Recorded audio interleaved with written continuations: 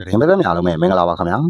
ကျွန်တော်တို့သတင်း channel ကနေဒီကနေ့ဇွန်လ3ရက်နေ့နောက်ဆုံးရသတင်းများကိုတင်ဆက်ပေးသွားမှာဖြစ်ပါတယ်ကဲအခုတကတင်ဆက်ပေးခြင်းတဲ့အကြောင်းအရာတွေကတော့မိတ်ဆွေတို့မနက်ခင်းဖုန်းပွင့်လိုက်လို့တိုးရတဲ့သတင်းကောင်းစင်တွေမှာ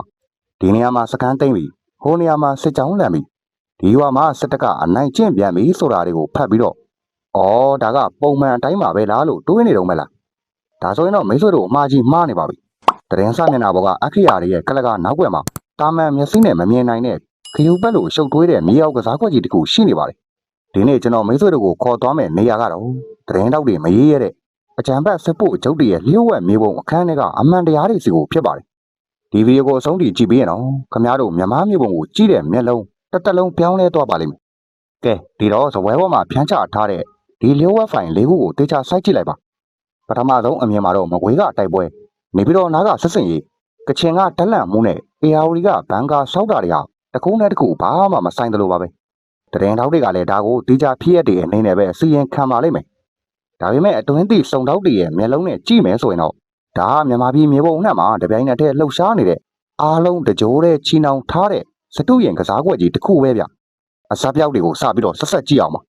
ပထမဆုံးမကွေးတိုင်းမင်းဘူးမျိုးနယ်တွေကဥယျာဉ်တရားစစရေးကိတ်တိုက်ပွဲကိုကြည့်အောင်ပါအဲ့ဒါကတော့ဇွန်လ28ရက်နေ့မနက်ခင်းအမှောင်တူထဲမှာတော်လိုင်းရေးပူပေါင်းတပ်တွေကဝင်စီးခဲ့ပါတယ်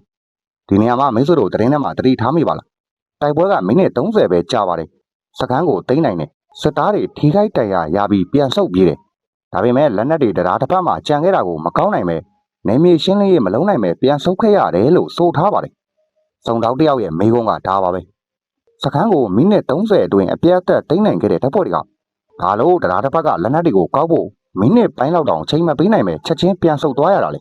ေသူတို့ကိုဘယ်ရာကဖိအားပေးခဲ့တာလဲကဲဒုတိယဖိုင်တွေကိုလှမ်းကြည့်ရင်ပို့ပြီးတော့ထိတ်လန့်စရာကောင်းလာပါတယ်အဲ့ဒါကတော့နေပြည်တော်တိုင်းစတနာ PDF ရဲ့ဇွန်လတစ်လလုံးစစ်စင်ရေးတွေဖြစ်ပါတယ်ပဲခူးတိုင်းစွာရေးတာရှီကနေမကွေးတိုင်းအောင်လံတောင်တွင်းကြီးနမ်းမောက်ထိဒါကနေပြည်တော်ရဲ့ဘယ်ဘက်နဲ့ညာဘက်အချမ်းလေပင်တက်တဲ့ကိုညှက်ပိတ်ထားတဲ့မဟာဗျူဟာမြောက်စစ်ကွင်းကြီးဖြစ်နေပါတယ်အကြမ်းမဲ့စကားစဘက်ကဗိုလ်ကြီးအဆင့်အပါဝင်အရာရှိ၄ဦးနဲ့တပ်သား40ကျော်အလောင်းချင်းထပ်သွားပါတယ်ပြီးတော့ရေးတာရှီမှာစစ်တပ်ကဘာတွေတုံးလာလဲဒရုန်းနဲ့လက်နက်ကြီးတွေမကဘူးတင်ကားတွေဝိုင်တွဲတက်ယူပိုးဆောင်ရေးလေရင်တွေ MI35 တိုက်ခိုက်ရေးလေရင်တွေနဲ့ရဖိုက်တာတွေအထိလေချောင်းပစ်ကူကိုအလုံးရင်တုံးခဲ့ရပါတယ်ဒီတော့ဒါကပုံမှန်တိုက်ပွဲမဟုတ်တော့ပါဘူးခင်ဗျနေပြီးတော့ရဲ့ခန်းစစ်တိုင်းကြီးကြိုးပေါင်းမတက်ဖြစ်နေလို့စေယုံချုပ်ကရှိသမျှဖဲတုပ်ကိုထုတ်သုံးပြီးအတက်လူခူးကန်နေရတာဖြစ်ပါတယ်ကဲဆက်လက်ပြီးတတိယဖိုင်ကကချင်ပြည်နယ်ပါရှီကူကနေဗမော်ကိုဦးတီလာတဲ့စစ်ကောင်းစီစစ်ကြောင်းကို KIA ပူပေါင်းတက်ကလေလန်းစုံမှာဖျက်ရိုက်လိုက်လို့တက်လန်သွားပါတယ်စစ်တပ်ဟာရုပ်လောင်းတွေကိုတောင်ပစ်ထားခဲ့ပြီးရွှေကူဘက်ကိုပြန်ဆုတ်ပြေးရပါတယ်အခုဆိုရွှေကူမျိုးတဲကိုလေချောင်းကနေပဲလေးခနဲ့ခဲရန်ဖြည့်တင်းပေးနိုင်တော့တဲ့အခြေအနေကိုရောက်နေပါပြီဆိုလိုတာကမြေပြင်လမ်းကြောင်း100ရာခိုင်နှုန်းပြတ်တောက်သွားပြီရှမ်းမြောက်မှာစစ်ရှုံးထားတဲ့စကောက်စီဟာအခုဗမော်ကိုပါထက်အဆုံးရှုံးမခံနိုင်လို့ငါဝိုးဒေတာကနေရွှေကူကိုအင်အားတွေဖြည့်အဲဒီကနေတစရင်ဗမော်ကိုစစ်ကူပို့ဖို့ကြိုးစားတာကို KIA ကလန်ကူလက်မာတဲ့အိတ်ပိတ်ရိုက်ပလိုက်တာဖြစ်ပါတယ်ကဲနောက်ဆုံးစရုပ်တာဖိုင်ကတော့စစ်ပွဲနဲ့အဝေးကြီးလို့အားလုံးကထင်ထားတဲ့ AR တိုင်းတာပေါင်းမြို့နယ်ဖြစ်ပါတယ်စစ်တပ်ကဂျေးဝါတွေကဖိုးတန်တစ်တွေကိုအာရမခုတ်တယ်ပြည်သူတွေကိုဘန်ကာဆောက်ခိုင်းတယ်နောက်ဆုံးငေါတောင်ဘုံကြီးကျောင်းကဆရာတော်ကိုပါမောင်းထုတ်ပြီးကျောင်းကိုချိတ်ပိတ်ပြပါတယ်ဒီနေရာမှာစစ်တပ်ကဘာဖြစ်လို့ဘုံကြီးကျောင်းတွေကိုမျက်စိကျလာရတာလဲဘာလို့စစ်ပွဲမရှိတဲ့နေရာမှာအတဲတန်ဘန်ကာတွေစောင့်နေရလဲကဲအခုကျွန်တော်တို့ကလကားနောက်ွယ်ကိုတကယ်လှန်ကြည့်ကြရအောင်ရှေးကပြောခဲ့တဲ့ဒရင်လေးဘုတ်ရဲ့ဂွင်ဆက်ကိုတွဲကြည့်လိုက်ရင်စကားဆရဲ့စေယုံကျုပ်ထဲကဘိုလ်ချုပ်တွေရဲ့ခေါင်းထဲမှာဘာတွေဖြစ်ပြနေလဲဆိုတာအတိုင်းသားမြင်ရပါလိမ့်မယ်ပထမဆုံးအနေနဲ့မင်းဘူးတိုက်ပွဲရဲ့ကလကားနောက်ွယ်ကအာယုံလွဲစစ်စင်ရေးဖြစ်ပါတယ်ဒီတော့မင်းဘူးဥယျာဉ်တရားတိုက်ပွဲကိုပြန်ကြည့်အောင်ပါအဲ့ဒီမှာတိုက်ပွဲဝင်ကြတဲ့ဖွဲ့တွေကိုကြည့်မယ်ဆိုရင်မင်းဘူးပါကာဖတယ်မဟုတ်ပါဘူးချင်းကားကွယ်ရေးတက် CDF အရှိုးနဲ့လူပေါင်းတဲ့တက်တော် NSA တို့ပါဝင်နေပါတယ်ချင်းတပ်ဖွဲ့တွေကချင်းတောင်မှာမနေပဲမကွေးတိုင်းရဲ့ဘိုးချက်သေးတီဘာလို့ဆင်းလာတာလဲဒီနောက်ွယ်မှာစကောင်းစီရဲ့အင်အားကြီးနေမှုကိုစမ်းတက်တဲ့အာယုံလွှဲကွက်တွေရှိနေပါတယ်စေယုံချုပ်ကနေပြီးတော့နဲ့ကချင်ပြည်နယ်ကိုကာကွယ်ဖို့အတွက်မကွေးတိုင်းကစိတ်အားတွေကိုထုံးနှုတ်ပြီးစစ်ကူပို့နေရတာဖြစ်ပါတယ်ဒီတော့အညာမြင်မှာစိတ်အားကင်းမဲ့နေပြီဆိုတာကိုတော်လိုင်းရေးပူပေါင်းတက်တွေကကောင်းကောင်းသိပါတယ်ဒါကြောင့်မင်းဘူးစကူအဓိကလမ်းကြောပေါ်ကဂိတ်စခန်းကိုဝင်ရိုက်ပြတာဖြစ်ပါတယ်ဒီနေရာမှာလက်နက်တွေဘာလို့အကုန်မကောင်းနိုင်ခဲ့တာလဲဆိုတော့သူတို့ရဲ့ရည်ရွယ်ချက်ကဒီလိုပြလက်နက်ရဖို့တဲ့အကြမ်းဖက်စကားစကိုသိစေချင်တာကခင်ဗျားတို့နေပြည်တော်ကိုစိုးရိမ်နေတဲ့ချိန်မှာ ငါတို့ကခမားတို့ရဲ့အနောက်ဘက်ကကုန်းလွင်းပိုင်းနယ်မြေတွေကိုစိတ်ကြိုက်ဝင်မွေလို့ရနေပြီဆိုတဲ့စိတ်သက်ရေးရစစ်စင်ရေးပြုတ်လုပ်ပြီးထိတ်လန့်သွားစေဖို့ပဲဖြစ်ပါတယ်စစ်တပ်ကတရားတစ်ပတ်ချမ်းကနေလက်နက်ကြီးတွေနဲ့ပြန်လှမ်းပစ်ဖို့ပြင်းနေကြမှာတော်လိုင်းရေးတစ်ဖွဲ့တွေကသူတို့လိုချင်တဲ့မဟာဗျူဟာမြောက်သတင်းစကားကိုပေးပြီးသားဖြစ်လို့အထီးတိုင်းမရှိချက်ချင်းပြန်ဆုတ်သွားတာဖြစ်ပါတယ်ဒါအစိမ့်မြင့်တဲ့စစ်ကစားကွက်တစ်ခုပါကဲဒုတိယကွက်အနေနဲ့နေပြီးတော့အနီးကတိုက်ပွဲတွေမိတ်ဆွေတို့သတင်းကိုတေချာပတ်ရင်ထိုးစမ်းတဲ့စကလုံးတစ်လုံးကိုတွေးရပါလိမ့်မယ်သတင်းထဲမှာစကောင်းစီတက်လို့မပြောပဲစကောင်းမရှင်တက်လို့တုံးထားတာဖြစ်ပါတယ်ဒီစလုံးရဲ့အဓိပ္ပာယ်ကိုသိပါလားဒါတာမန်ချီလင်တက်ရင်နေမဟုတ်တော့ပါဘူးနေပြီးတော့စေယုံချုပ်ကဓာတ်ရိုက်ကိုခဲ့ပြီးဇေယျတီတီနဲ့ပတ်ဝန်းကျင်ကိုကာကွယ်ဖို့ဖွဲ့စည်းထားတဲ့အထူးအင်အားစုခန့်စစ်တပ်တွေဖြစ်နေတာဖြစ်ပါတယ်ရေဒါရှင်နဲ့ဆွာမျိုးနယ်တွေမှာအဲ့ဒီစကော့မရှင်တက်အင်အား60 100ခန့်ဟာအသေးခံပြီးတော့စစ်ကြောင်းထိုးလာပါတယ်ဒါကိုနေပြီးတော့ PDF viewer 16 18 19ကညှက်ပိတ်ပြီးခိုးကန်စေရောတံပြန်စစ်ပါတုံးပြီးထောင်းလိုက်တာပေါ့ဗျာစကားစားနေပြီးတော့ရဲ့အရှိတ်စစ်တောင်းမြုပ်ဝန်ကျိုးပေါက်သွားရင်ရန်ကုန်မန္တလေးလမ်းဟောင်းရောအမြန်လမ်းမှာပြတ်တော့ပြီးတော့နေပြီးတော့ဟာကျွန်းတကျွန်းလိုအထီးကျန်သွားမယ်ဆိုတာတေချာပေါက်သိနေပါတယ်ဒါကြောင့်မလို့စစ်သား40ကျော်တေဆုံးပြီးရဲစခန်းမိုးတွေဗိုလ်ကြီးတွေပါကားပေါ်မှာတဲ့မိုင်းဆွဲခံနေရတဲ့ခါမှာ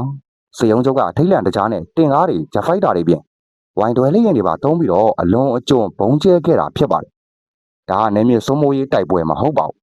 နေပြီးတော့ရဲ့အသက်ရှူပေါက်လို့တဲ့တိုက်ပွဲပဲဖြစ်ပါတယ်ကဲတတိယကွက်ကတော့ကချင်ပြည်နယ်ပါရွှေကူလေလန်းဆုံးမှာစစ်တပ်ကဘာလို့ဒီလောက်အထီးနာပြီးတက်လန့်သွားရတာလဲနောက်ဘက်ကဒိုင်ယာလော့ကိုစစ်ကူပုံဖော်ကြည့်အောင်ပါစေယုံချုပ်ကဗမော်အခြေဆိုင်စစ်တိုင်းမှုကိုဖုံးဆက်ပြီးအော်နေပါလိမ့်မယ်မင်းတို့ဗမော်ကိုဘလို့နီးနေဖြစ်ဖြစ်ထိန်းထားရမယ်လိုရရင်ရှမ်းမြောက်ကငဝိုးဘက်ကစစ်ကူတွေကိုရွှေကူလမ်းအတိုင်းအတင်းတွန်းတင်လို့ပြောပါလိမ့်မယ်ဒါပေမဲ့တကယ်တမ်းမြေပြင်မှာဘာဖြစ်လဲ KIA ကစစ်တပ်ရဲ့လှုပ်ရှားမှုတွေကို satellite တွေမြေပြင်ထောက်လှမ်းရေးတွေကနေတဆင့်ကြိုတင်တွန်းဆထားပြီးသားပါရွှေကူလေးလန်းစုံဆိုတာ viewer မြောက်level နေရာဖြစ်ပါတယ်အဲဒီနေရာမှာ KIA ကထောင်ချောင်းဆင်ပြီးစောင့်ရိုက်လိုက်တဲ့အခါအကြမ်းဖက်စစ်တပ်ဟာအလောင်းတွေကိုတော့မကောင်းနိုင်ပဲနဲ့လန်ပြီးတော့ထွက်သွားရတာဖြစ်ပါတယ်ဒီနေရာမှာတရုတ်ရဲ့လျှို့ဝှက်အကျိုးစီးပွားလည်းပါနေပါတယ်ဗမောဟာတရုတ်မြတ်မှာဂုံသွေးရေးလမ်းကြောင်းရဲ့အရေးပါတဲ့စိတ်ပိုင်းဖြစ်တယ်လို့ရှမ်းမြောက်မှာတရုတ်ရဲ့ကြိုးကင်မှုကြောင့်စစ်ရှုံးခဲ့ရတဲ့စကောင်းစီဟာအခုဗမောကိုပါထပ်ပြီးရှုံးမယ်ဆိုရင်မြောက်ပိုင်းတစ်ခုလုံးမှာသူတို့ရဲ့ဩဇာလုံးဝဇီဝင်ချုပ်သွားတော့မှာဖြစ်ပါတယ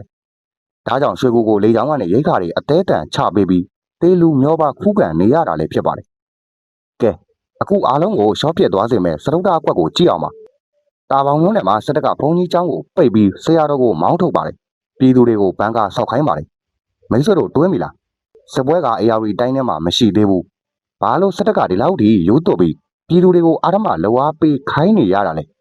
ဲဒါစရုံချုပ်ရဲ့အလွန်ပဲလျှို့ဝှက်တဲ့နောက်ဆုံးကန်ဆယ် viewer ပဲဖြစ်ပါတယ်အကြမ်းဖက်စကားစားရဲ့စစ်ပေတာပညာရှင်တွေဟာတနိုင်ငံလုံးမှာစစ်ရှုံးနေပြီးနေပြီးတော့ပါအဝိုင်းခံနေရပြီဆိုတာကိုသိတဲ့အတွက်အကယ်၍နေပြီးတော့သာကြာဆုံးသွားခဲ့ရင်နောက်ဆုံးဆုံးခွမဲ့ခြေကုပ်စခန်းဖြစ် AR တိုင်းကိုတတ်မှတ်ထားပါတယ်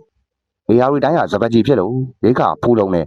မြေပြန်ဖြစ်လို့တော်လိုင်းရေးတက်တွေဆွတ်ဆွတ်ရင်လောက်ရတာခက်ခဲတယ်ပြီးတော့တာပေါင်းဆိုတာရခိုင်ရိုးမှာတောင်တန်းရဲ့အခြေမှာရှိပြီးရခိုင်ဘက်က AA တက်တွေ AR တိုင်းနဲ့စိတ်မဝင်လာနိုင်အောင်ပိတ်ဆို့ရမယ်အဝင်တကားဝဖြစ်နေပါတယ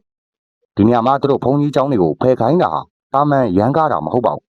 ခိုင်ခန်းတဲ့ဘုံကြီးကျောင်းအဆောက်အုံတွေကိုလက်နက်ကြီးစကန်တွေနဲ့စစ်ပြူဟာအခြေစိုက်စကန်တွေဖြစ်အသွင်ပြောင်းဖို့ကြိုတင်နေရဦးထားတာဖြစ်ပါတယ်ပြည်သူတွေကိုဘန်ကာဆောက်ခိုင်းတာကတော့တကယ်လို့စစ်ပွဲတွေဖြစ်လာရင်အဲ့ဒီရွာသားတွေကိုလူသားအတိုင်းဖြစ်အတုံးချဖို့အတွက်မြေပြင်ခန့်စစ်ကိုအကူကလေးကအကွက်ချပြင်ဆင်နေတာဖြစ်ပါတယ်ကဲဒီကစားကွက်တွေကိုအကုန်လုံးပေါင်းစုံကြည့်လိုက်ရင်ဘာဖြစ်လာမလဲအလဲပြောင်းကတော့နေပြည်တော်ကိုပိတ်ဆို့ခြင်းပဲဖြစ်ပါတယ်အကြမ်းမဲ့စကားစားရှမ်းမြောက်မှာရှုံးတယ်ကချင်မှာစစ်ကူလမ်းပြတ်တယ်အညာဒေသမကွေးမှာစကန်းတွေအသိမ်းခံရတယ်ဒီတော့အကျုံးဆက်ကဘာလဲဆိုရင်အစုံအပြားကစင့်ရတွေကိုဘိုးချက်ဖြစ်တဲ့နေပြည်တော်ကိုကာကွယ်ဖို့ရုပ်သိမ်းရတော့မှာဖြစ်ပါတယ်ဒါကြောင့်မလို့စစ်ပွဲနဲ့ဝေးကြီးလို့ထင်ရတဲ့ AR တိုင်းတာပေါင်းမျိုးနယ်ထဲမှာအခုလိုထူးဆန်းတဲ့ဖြစ်ရတွေဖြစ်လာတာဖြစ်ပါတယ်ဒီနေရာမှာကျွန်တော်ခင်ဗျားတို့ကိုအတွင်းသိသတိပေးချက်တစ်ခုပေးချင်ပါတယ်ဒါပေါက်မှာစစ်တပ်ကဘုံကြီးကျောင်းကိုပိတ်တယ်ဘန်ကာတွေစောက်တယ်ရွာသားတွေကိုအာဓမခိုင်းတယ်ခင်ဗျားတို့ကဒါကိုရိုးရိုးစစ်သားတွေရန်ကားတာပဲလို့ထင်နေလားမဟုတ်ပါဘူးဒါနောက်ဆုံးခန့်စစ်တွေပြင်ဆင်ထားတာဖြစ်ပါတယ်စကားစာတနိုင်ငံလုံးမှာစိတ်ရှုံးလာတဲ့အခါမှာသူတို့ရဲ့စစ်ပြူဟာအရစပကြီးဖြစ်ပြီးဂုံလွင်ပိုင်းကျတဲ့ AR တိုင်းကိုနောက်ဆုံးခြေကုပ်ပြတတ်မှတ်ထားတာဖြစ်ပါတယ်ဒါပေါင်းဆိုတာရခိုင်ရိုးမနဲ့လည်းနီးတယ်သူတို့ဘုံကြီးချောင်းတွေကိုဖယ်ခိုင်းတာအဲ့ဒီနေရာတွေကိုလက်နက်ကြီးစကန်တွေကင်းစကန်တွေဖြစ်အသွင်ပြောင်းဖို့ကြိုတင်နေရဦးတာဖြစ်ပါတယ်ပြည်သူတွေကိုတတိပေးချင်တာကခင်ဗျားတို့စီမှာစစ်ပွဲမဖြစ်သေးဘူးဆိုပြီးအေးစစ်စစ်မနေပါနဲ့ စကားစကားခမရတို့ရဲ့အိုးအိမ်ခမရတို့ရဲ့ကိုးကွယ်ရာဘုံကြီးเจ้าတွေကိုပါလူသားတိုင်းပြင်တုံးဖို့အကွက်ချနေပါပြီမိကုံဆိုးရရင်နော်မြန်မာနိုင်ငံရဲ့စစ်တုရင်ခုံပေါ်မှာလက်ရှိချိန်အားအကွက်ရွှေ့တဲ့အဆင့်ကိုကြော်သွားပါပြီဒါဟာအတက်လို့တဲ့ပွဲပါကချင်မှာ KIA ကလမ်းပိတ်တယ်မကွေးမှာ PDF ကအာယုံလွှဲတယ်နေပြီးတော့အနီးမှာပိတ်ဆို့ထားတယ်စကားစကားတော့မဟာဗျူဟာမြောက်စစ်ရှုံးနေတာကိုဖုံးကွယ်ဖို့ARတိုင်းတို့နေရာမျိုးမှာပြည်သူတွေကိုတစားကန်လှုပ်ပြီးနောက်ဆုံးအသက်ဆက်ဖို့ကြိုးစားနေတယ်တရင်လေးရဲ့နောက်ွယ်ကဇန်ညုံကတော့ရှင်းပါတယ်စကားစားရဲ့အတွင်ပိုင်းအကြောင်းတွေဟာဘလို့မှဖာထဲလို့မရတော့တဲ့အနေထားကိုရောက်နေပါပြီခင်ဗျားတို့ရောဒီကစားကွက်ကြီးထဲမှာတော်လိုင်းရေးတစ်ဖွဲ့တည်းရဲ့ပိတ်ဆို့ဖြတ်တောက်ကွက်ကပိုမြန်မလားဒါမှမဟုတ်စကားစားရဲ့လူသားတိုင်းခန့်စဲကွက်ကပိုခံသွားမလားဘသူရဲ့ကစားကွက်ကိုပိုလုံးဖြစ်မယ်လို့ထင်ပါလေအောက်ကကုန်းမှန်မှာခင်ဗျားတို့ရဲ့အမြင်ကိုရေဝက်ချက်တစ်ခုလိုပဲခြာရေးပေးခဲ့ကြပါဦးခင်ဗျာအားလုံးကိုကျေးဇူးတူပဲတင်ရှိပါလေ